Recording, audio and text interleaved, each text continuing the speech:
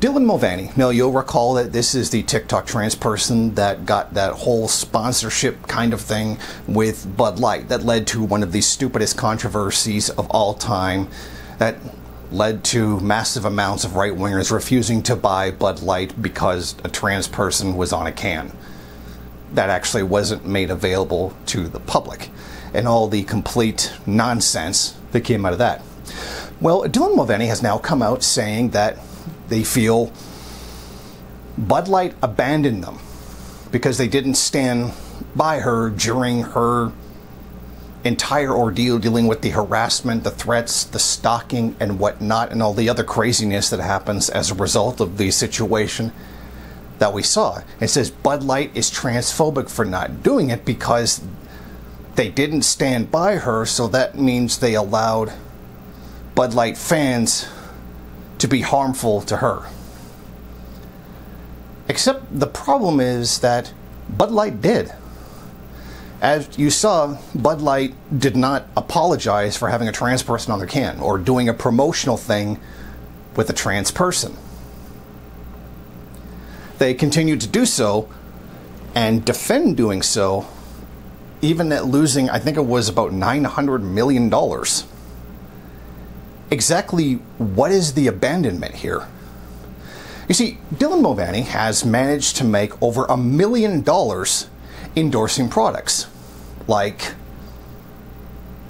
sports bras and tampons, which is probably the most honest celebrity endorsement I've ever seen, because normally a celebrity comes on and says, I recommend such and such product, I use it all the time. Which isn't true, they don't use it. And well, in this case, you kind of know Mulvaney hasn't used it for reasons that should be obvious. And no, it is not transphobic for pointing that out. And they got $1 million for it. And no, you can't scream homophobic at me because I am gay. And I'm pointing out something very serious here. What is my point? My point is that for social media narcissists and Richys, it's never enough. One, they did stand by Dylan Mulvaney by not apologizing for it and continuing to double down on it by continuing support for the trans community. If that's really something corporate America really does.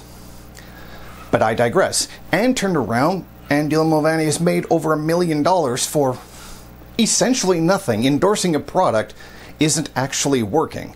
So it's just about free money. So the thing here is that Dylan Mulvaney is doing nothing and getting basically free money and free advertisement so Bud Light can turn around and say, look how woke we are, buy our beer.